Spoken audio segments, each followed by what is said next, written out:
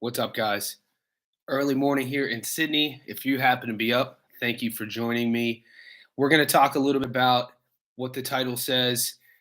There's a lot of contention always between the fans, you guys, of boxing and MMA, even between myself. This is because MMA is literally the only sport that has come about in our lifetime, 1993. Every other sport has been around since we were born. The reason why that's significant is that we're literally watching the sport evolve right in front of us.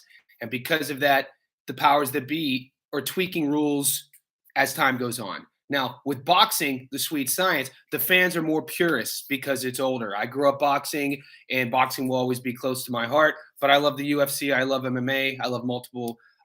Pretty much, I'm a combat sports junkie. Now, with that being said, let me adjust this real quick.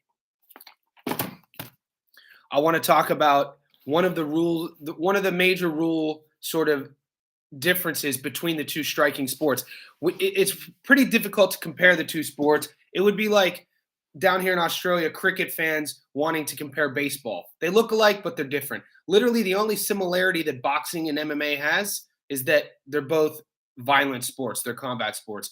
Other than that, it's not fair to compare the two based on rule sets, and this is why. And I'm going to talk about damage, and we're going to talk about boxing, the standing 8 count. It's a rule that maybe fair weather boxing fans that just tune in to watch big fights, might not even know exists.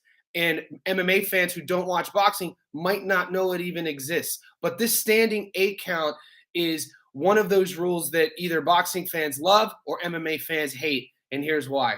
In a boxing match, let's say I'll use one of my favorite fighters of all time because I grew up with him.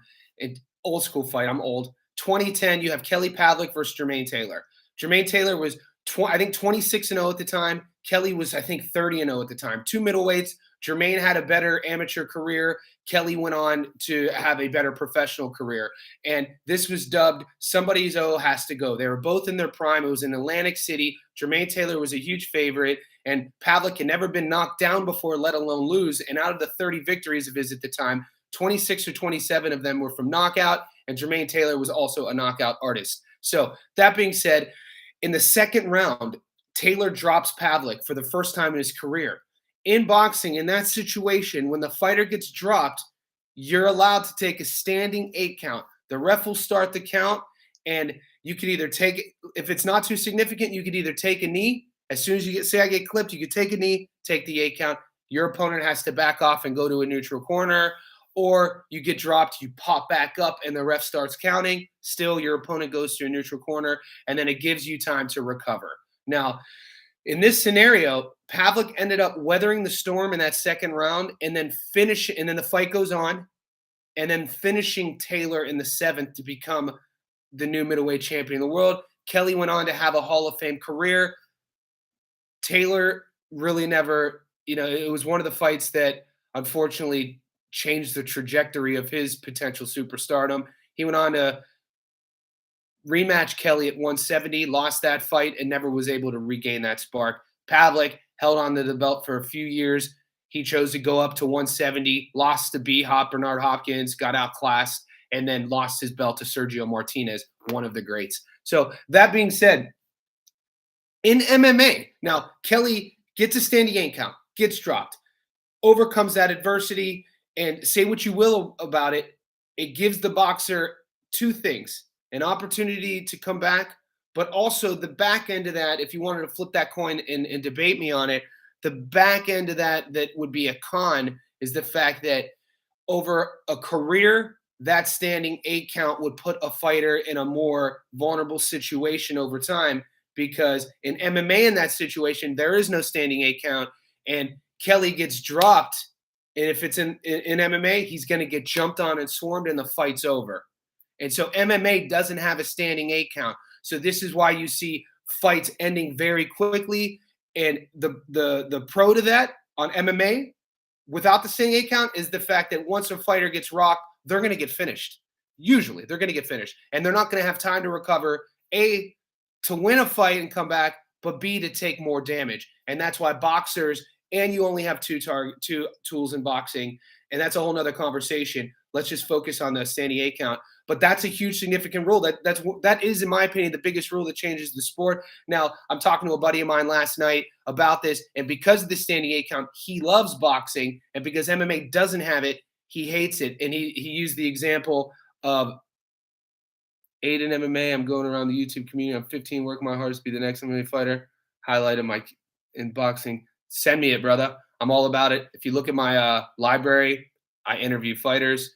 Send me the video. My email's in the link, and I'll check you out. And then who knows? Maybe I'll interview you. Click on my podcast link. It's called Ungoogleable. So I've interviewed, everyone from Stipe Miocic to Carlos Condit. But to finish this point, appreciate you, Aiden. To finish this point, that stand in MMA, we just had a fight, Israel Adesanya versus Pereira. And Adesanya, obviously undefeated. Well, he lost at 205, but he was like the invincible middleweight champ. And he's winning the whole fight against a very dangerous Brazilian striker.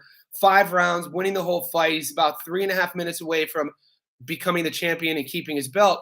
But Pereira puts him back on the cage.